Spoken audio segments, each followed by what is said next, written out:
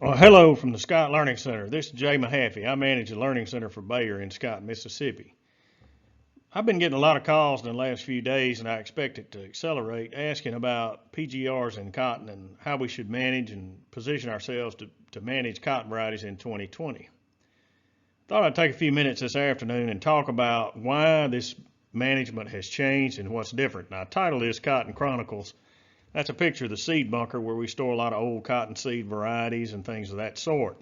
Cotton varieties have undergone tremendous change in certainly my career, but in the last 70 or 80 years, we've seen a lot of innovations.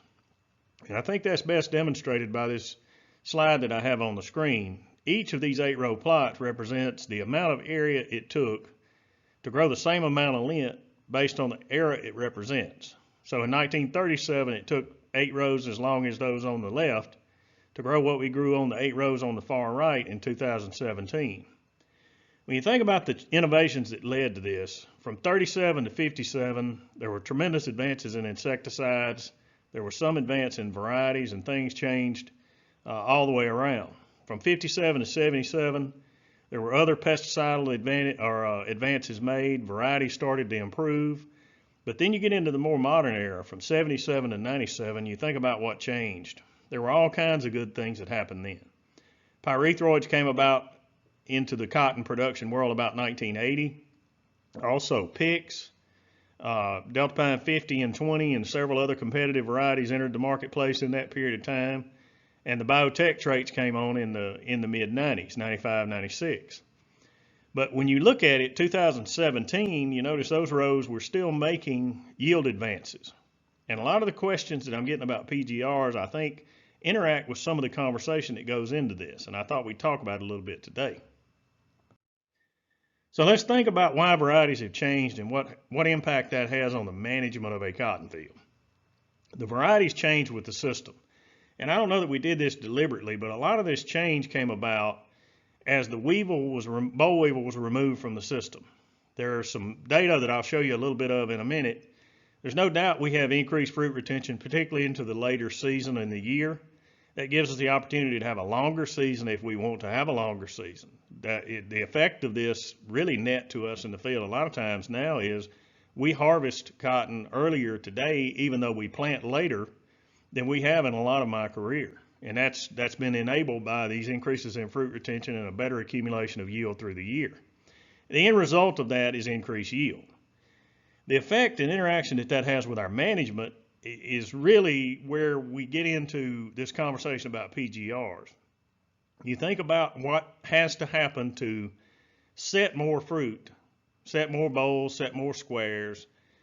Number one, we remove the insect pressures that threaten that, whether it's tobacco budworms or boll weevils. We also have to be able to support that fruit, and that has been enabled by less determinate cotton varieties that we grow today.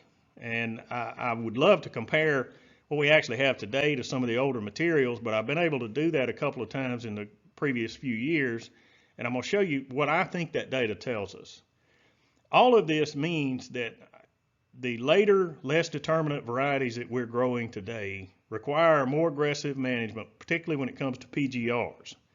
This didn't happen in a vacuum, though. We've learned this stuff over time with varieties like 90, Delta Pine 90, Delta Pine 5415, New Cotton 33B. Everybody remembers 555, and now we're on 1646. They're basically the reason that we grow cotton. The reason we grow cotton is it's a variety. It is a crop that enables us to plant a crop in a condition where we have weather risk, we have drought, we have stresses, we have thin soils, all those sorts of things. Cotton, generally speaking, can deal with that better than a crop like corn. Now, when you look at the data, and I'm not going to show you a mountain of data, but I want to show you a little bit because I think it's meaningful. This is some data, older data I found in my office several years ago, and it's from the program where we introduced Bollgard at Scott in 1995. We had sampled 40 locations of Delta Pine varieties in 1994, and the average first position retention of the fruit in those 40 locations was about 53% across this group of varieties that were tested. And I don't have our data from Scott summarized. It's sort of been held up in all of the tribulation going on this year with the offices and things being closed for a while. But I've got data from the previous 3 or 4 years that shows our first position retention to be in the 70% or above range in just about every experiment we do. So when you think about it, the boll weevil, elimination of the weevil allowed us to set more fruit. We have to have a plant that can support more fruit. And that really is where our management has to change a little bit in response to the varieties we're growing today. So in 2013, so it's 7, 8 years old now, we were able to test, and I found the seed source of Delta Pine 20 and Delta Pine 50, and I compared it to the varieties we were testing in our variety evaluation program in 2013. When you look at the final outcome of this, this was done in our typical PGR evaluations that we do here at Scott. You see Delta Pine 20 and 50 over here on the right side of the screen.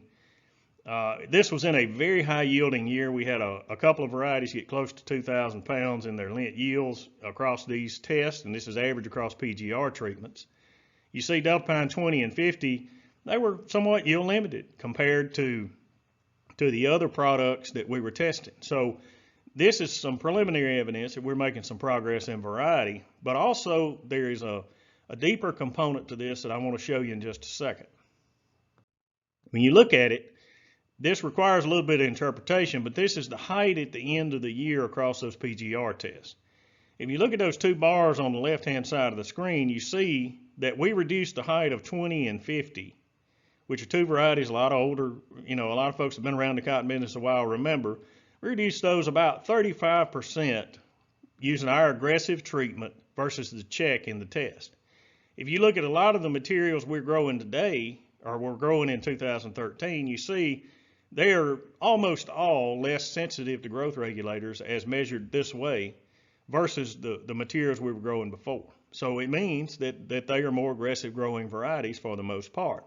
I would also point out to you though, just because a variety's late doesn't mean it won't respond to growth regulation. You look at some of the later things that we grow, yes, they're later today, but they will still respond to growth regulation if we apply it. So that's a kind of a complication to this, but it does give us some indication. Generally speaking, we're moving toward having somewhat later varieties, less determinate varieties. We evaluated varieties like 1646 and a bunch of these newer things that we're currently moving into the marketplace. And you'll see that we had 12 or 14 varieties across this test. The average of the test was about 2,000 pounds an acre. And we made one of the higher yields I've ever harvested in that trial last year with 1646. And you see it's almost 2,500 pounds an acre. So I don't think there's any doubt that we're making some yield progress. There are a few other things that have changed through the system. And this is meaningful, and I wanted to make this video today to point out some of the differences that I think it implies we need to use in our management of a field day to day. So you think about it, the elimination of the boll weevil has allowed changes like increases in fruit retention. We have access to a longer season if we happen to need it, although we do it typically in less time today. It's increased yield. A lot of this has happened because the cotton varieties we're growing today are different. The determinacy is different, our season length, the plant size, and all of the things that make that plant more able to support more fruit have really led us toward having to make some changes in our agronomic practices. And typically the timing and rates of PGR we use are the biggest change we can make. Planting population is certainly a part of that also. One thing I would point out is turnout in my career is up about 10% or a little more. So that's part of the yield gain. All of this adds up to give us high increases in improved yield potential. And then we can't ever forget about quality because we sell a product that is based on quality, and we have to keep a focus on that dollars per acre generated. Most of this has been enabled on some level by less determinate varieties, which typically require more aggressive management. And when I say aggressive, I mean there's two ways to alter the aggressiveness of your PGR management system. One is in timing. The other is in the rate, and both of those can be used together to really become aggressive to a point if you need to. And awareness of the need to do this is the most important part. So be aware that the varieties we're growing today are somewhat different than the things we've grown historically.